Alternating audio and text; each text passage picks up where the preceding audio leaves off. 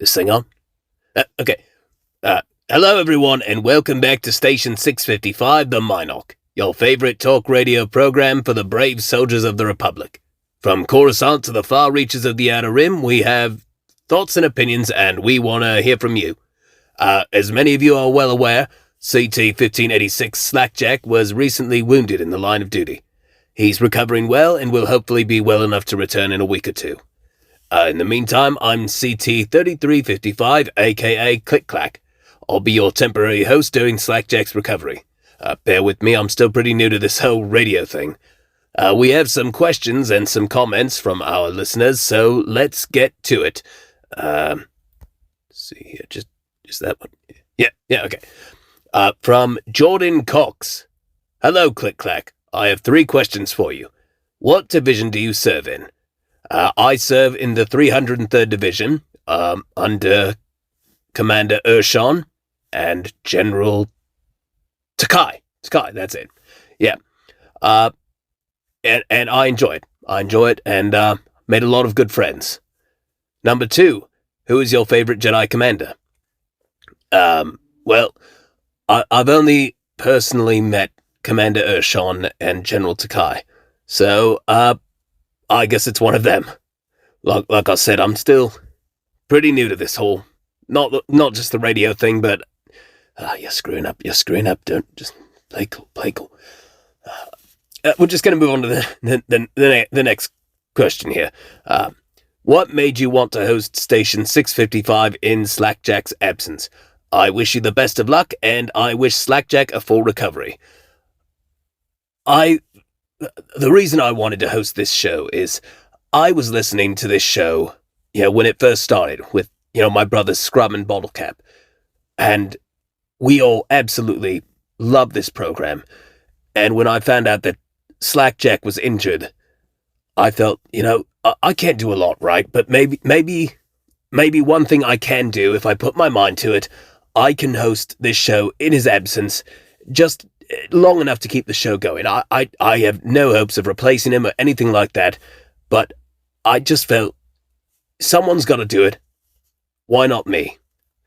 Thank you for your question. From Noah Stewart. Congratulations for stepping up, Click Clack. You're a great trooper. Thank you. I needed that today. My question for you is, who is the bravest Jedi you met during the war? And if I were a Jedi leading a clone army, I would have you on my team for sure. That means the world to me. Thank you. The bravest Jedi I met during the war, like I said, I've only ever met Commander Urshon and General Takai, but I'll tell you that they are. There's a weird noise again. Stay on track. They're both incredibly brave in different ways. I'm truly honored to serve under them. Thank you very much for your question.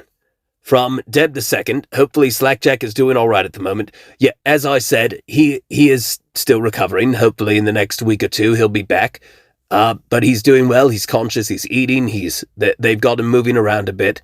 The injury was specifically to his legs, so he's not going to be walking for a while, and they want to keep an eye on him. But so far things are working out well. From Legendary Super you're screwing up. Stop it. I'm just going to read. It's Fen from Camino. They say, oh no, not Slackjack. Best of luck to him on his recovery. Good job to Click Clack for taking the helm on the show. Like I said, this is just me stepping up. I want to do my part, but thank you very much for your support.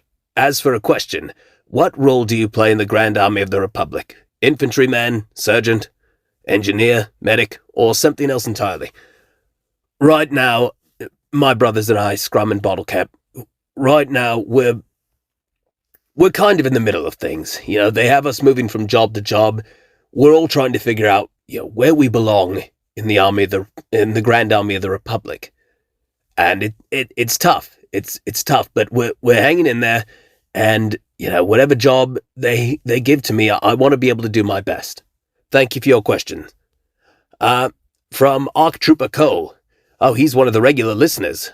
That's right. Yeah, he is. Hope Slackjack pulls through. I've had my share of injuries in combat, especially my last one I suffered. Nearly killed me. Story for another time if you want to hear it. But my question for you is, what was the hardest decision... Stop it. Focus. What was the hardest decision you had to make on the battlefield? And what was the price you had to pay? I've thankfully not been in a situation yet where I've had to make any major tough calls on the battlefield. The closest was, we had to make a simple choice, left or right on a path. All of our radar, all of our equipment, our maps, everything was down, and I was asked which way I thought we should go. I chose right instead of left, and, well, we did avoid, running into some hostile locals, so I suppose that worked out well. That's the closest I can say. Thank you for your question. From one of our brothers in the 212th. Hello, Click-Clack. I'm CT-45-33-9, but my brothers call me Rocket. Rocket, I remember hearing about you on the last show. I'm really sorry about Papa. We all had a great time listening to Slack answering his questions, so my condolences. One of my squad mates, Lockett, seems to believe it best to learn the culture of every world we go to, and often seems to clash with my other brother Spade on this. Lockett thinks it'll help us in the long run, if we understand where we are fighting, relationships with the people there and all, but Spade thinks it's a waste of time, and that we should only be focusing on battle strategies. What should I do, because it's starting to cause unnecessary tension in my squad? Oh boy, okay, now we got a real question here. I would say there needs to be a healthy balance of both. You don't want to abandon your battle strategies, I suppose, but you don't want to go in, completely oblivious to the people and their ways. You have to show respect for their culture. What makes us different from the battle droids is that the battle droids will go in and just take over.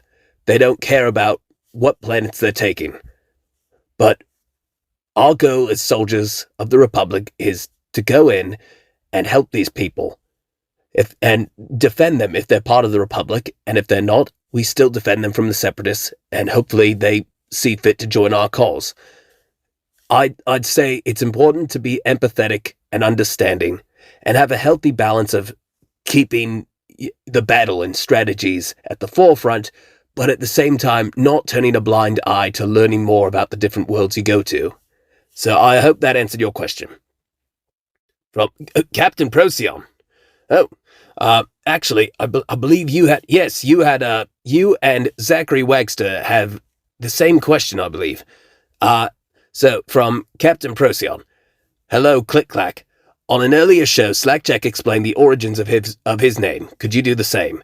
The name makes me think of the language of the Geonosians, if you don't mind me speculating. Did you serve in one of those battles? And Zachary Wagster asks, hello, Click-Clack. My question for you is, how did you get the nickname Click-Clack?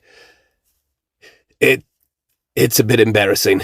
I'd like to say there was some grand story behind it, like with some of my brothers. I'm going to be honest with you. I'm a bit of a screw-up. I'm still learning the ropes in a lot of ways, just the same as my other brothers.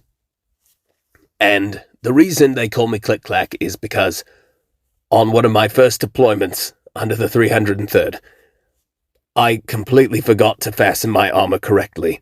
And so every step, whether I was running or walking, you just hear this click, clack, and we didn't have time for me to stop to adjust it. So the entire time I'm marching alongside my men, and they're just getting annoyed by this constant click, clack, of the armor clacking together.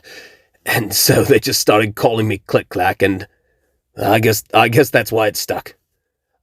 Thank you for your questions. And now we have another one from Dave II, I believe. What are your thoughts on being the temporary host for Station 655, and would you rather wear Phase 1 or Phase 2 armor?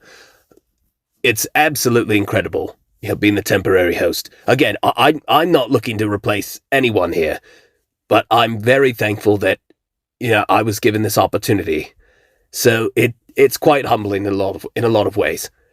And I think I'd rather wear the Phase 1 armor. There was a certain charm to it, and that was much easier to adjust than the current armor. Thank you for your questions. I do believe that's all the questions we have right now. We have a call on the line. Hello, caller, you're on the line on station 655, the Minoc. Hey everyone, it's Slackjack here, your favorite talk radio host. I'm just calling in to let you guys know I've been listening to the show, excuse me, and I've been hearing all the wonderful comments, and I've been reading all the letters and everything you guys have written in, helping me a swift recovery. And I just wanted to call and say, first of all, Click Clack, thank you very much for taking this position. The last thing I want is another period of dormance for Station 655, so thank you very much.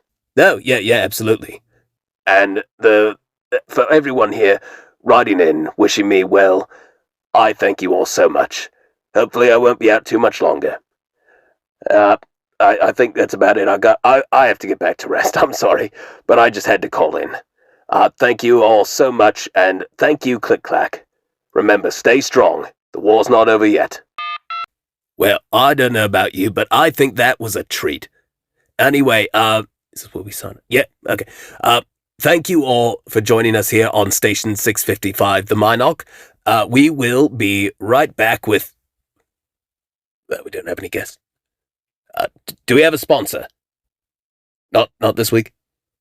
Okay, I guess this is Click Clack signing off for right now. We'll be back shortly. On Station 655, the Minoc. Oh, I totally screwed this up. Wait, are we still live? Oh,